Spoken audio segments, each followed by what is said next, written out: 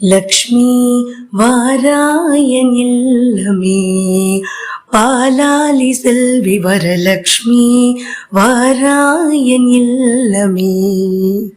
லக்ஷ்மி வா நான் வாழ்ந்திடும் வீடு சூரியனாயிரம் சுடர் முடியோடு சூட்சமமான பேர 16 சுந்தரி தாராய் துளசியினோடு லக்ஷ்மி வாராயன் இல்லமே பாலாலி செல்வி வரலக்ஷ்மி வாராயன் இல்லமே.